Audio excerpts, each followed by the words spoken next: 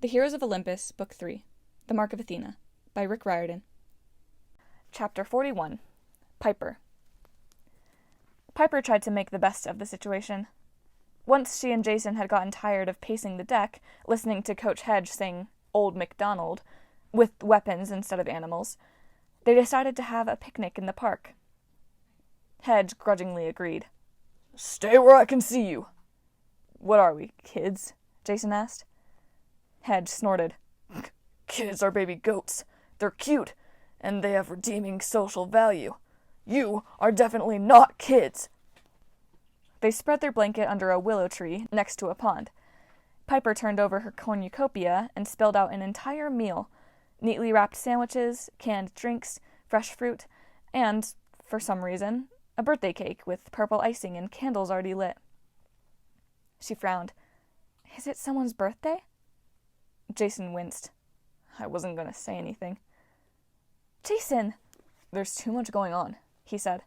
"And honestly, before last month, I didn't even know when my birthday was. Thalia told me the last time she was at camp." Piper wondered what that would be like, not even knowing the day you were born. Jason had been given to Lupa, the wolf, when he was only 2 years old. He'd never really known his mortal mom. He'd only been reunited with his sister last winter. "July 1st, Piper said. "The calends of July." "Yeah," Jason smirked. "The Romans would find that auspicious. The first day of the month named for Julius Caesar, Juno's sacred day. Yippee." Piper didn't want to push it, or make a celebration if he didn't feel like celebrating. 16? She asked. He nodded. "Oh boy, I can get my driver's license." Piper laughed. Jason had killed so many monsters and saved the world so many times that the idea of him sweating a driving test seemed ridiculous. She pictured him behind the wheel of some old Lincoln with a student driver sign on top and a grumpy teacher in the passenger seat with an emergency brake pedal. "Well," she urged, "blow out the candles." Jason did. Piper wondered if he'd made a wish. Hopefully that he and Piper would survive this quest and stay together forever. She decided not to ask him. She didn't want to jinx that wish, and she definitely didn't want to find out that he'd wished for something different. Since they'd left the Pillars of Hercules yesterday evening, Jason had seemed distracted. Piper couldn't blame him. Hercules had been a pretty huge disappointment as a big brother, and the old river god Achelous had said some unflattering things about the sons of Jupiter.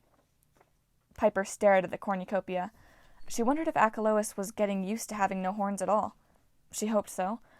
Sure, he had tried to kill them, but Piper still felt bad for the old god. She didn't understand how such a lonely, depressed spirit could produce a horn of plenty that shot out pineapples and birthday cakes. Could it be that the cornucopia had drained all the goodness out of him? Maybe now that the horn was gone, Achelous would be able to fill up with some happiness and keep it for himself. She also kept thinking about Achelous' advice. If you had made it to Rome, the story of the flood would have served you better. She knew the story he was talking about. She just didn't understand how it would help. Jason plucked an extinguished candle from his cake. "I've been thinking." That snapped Piper back to the present. Coming from your boyfriend, "I've been thinking" was kind of a scary line. "About?" she asked. "Camp Jupiter," he said. "All the years I trained there. We were always pushing teamwork, working as a unit. I thought I understood what that meant, but honestly, I was always the leader, even when I was younger." "The son of Jupiter," Piper said. "The most powerful kid in the Legion. You were the star."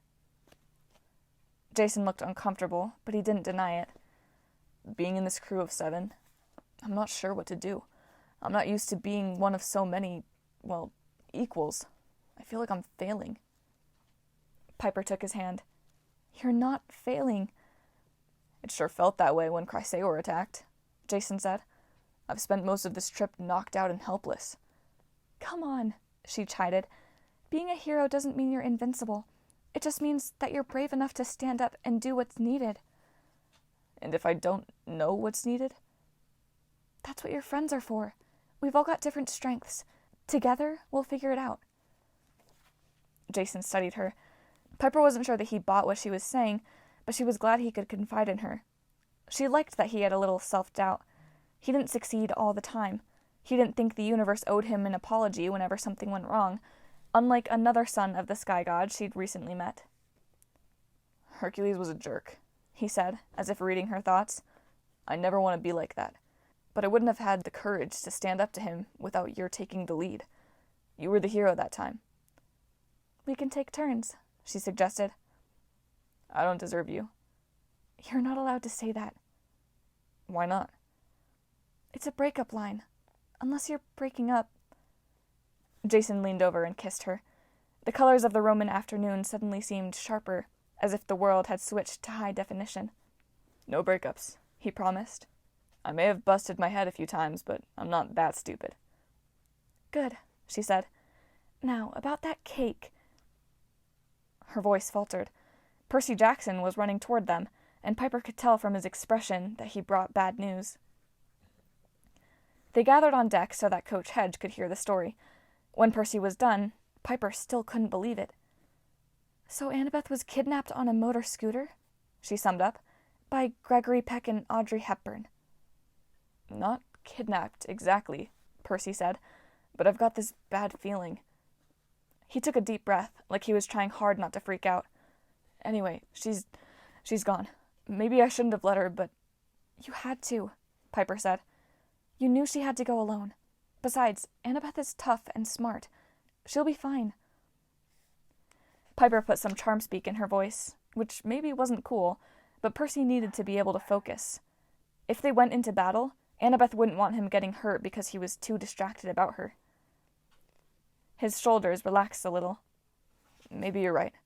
Anyway, Tiberinus, said we had less time to rescue Nico than we thought. Hazel and the guys aren't back yet? Piper checked the time on the helm control. She hadn't realized how late it was getting. It's 2 p.m. We set 3 o'clock for rendezvous. At the latest, Jason said. Percy pointed at Piper's dagger. Tiberinus said you could find Nico's location. With that. Piper bit her lip. The last thing she wanted to do was check Catoptris for more terrifying images. I've tried, she said. The dagger doesn't always show what I want to see. In fact, it hardly ever does. Please, Percy said. Try again. He pleaded with those sea-green eyes, like a cute baby seal that needed help. Piper wondered how Annabeth ever won an argument with this guy. Fine, she sighed and drew her dagger. While you're at it, said Coach Hedge, see if you can get the latest baseball scores. Italians don't cover baseball worth beans. Shh! Piper studied the bronze blade. The light shimmered. She saw a loft apartment filled with Roman demigods. A dozen of them stood around a dining table as Octavian talked and pointed to a big map. Reyna paced next to the windows, gazing down at Central Park. That's not good, Jason muttered. They've already set up a forward base in Manhattan. And that map shows Long Island, Percy said. They're scouting territory, Jason guessed, discussing invasion routes. Piper did not want to see that. She concentrated harder. Light rippled across the blade. She saw ruins, a few crumbling walls, a single column, a stone floor covered with moss and dead vines, all clustered on a grassy hillside dotted with pine trees. I was just there, Percy said. That's in the old forum. The view zoomed in. On one side of the stone floor, a set of stairs had been excavated, leading down to a modern iron gate with a padlock. The blade's image zoomed straight through the doorway, down a spiral stairwell, and into a dark, cylindrical chamber like the inside of a grain silo. Piper dropped the blade. What's wrong? Jason asked. It was showing us something. Piper felt like the boat was back on the ocean, rocking under her feet. We can't go there. Percy frowned. Piper, Nico is dying. We've got to find him. Not to mention Rome is about to get destroyed. Her voice wouldn't work. She'd kept that vision of the circular room to herself for so long, now she found it impossible to talk about. She had a horrible feeling that explaining it to Percy and Jason wouldn't change anything. She couldn't stop what was about to happen. She picked up the knife again. Its hilt seemed colder than usual. She forced herself to look at the blade. She saw 2 giants in gladiator armor sitting in oversized praetors' chairs. The giants toasted each other with golden goblets as if they'd just won an important fight. Between them stood a large bronze jar. The vision zoomed in again. Inside the jar, Nico D'Angelo was curled in a ball, no longer moving, all the pomegranate seeds eaten. We're too late, Jason said. No, Percy said. No, I don't believe that. Maybe he's gone into a deeper trance to buy time. We have to hurry. The blade's surface went dark. Piper slipped it back into its sheath, trying to keep her hands from shaking. She hoped that Percy was right and Nico was still alive. On the other hand, she didn't see how that image connected with the vision of the drowning room. Maybe the giants were toasting each other because she and Percy and Jason were dead. "We should wait for the others," she said. "Hazel, Frank, and Leo should be back soon." "We can't wait," Percy insisted. Coach Hedge grunted. "It's just 2 giants. If you guys want, I can take them." Coach," Jason said. "That's a great offer, but we need you to man the ship. Or goat the ship. Whatever." Hedge scowled. "And let you 3 have all the fun?" Percy gripped the satyr's arm. "Hazel and the others need you here. When they get back, they'll need your leadership. You're the rock." "Yeah," Jason managed to keep a straight face. "Leo always says you're his rock. You can tell them where we've gone, and bring the ship around to meet us at the Forum." "And here."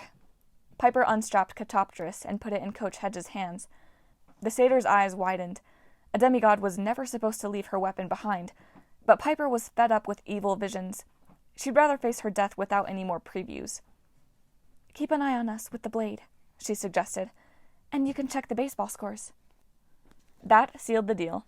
Hedge nodded grimly, prepared to do his part for the quest. "All right," he said, "but if any giants come this way—" "Feel free to blast them," Jason said. "What about annoying tourists?" "No," they all said in unison. "Ugh, fine. Just don't take too long, or I'm coming after you with ballistae blazing."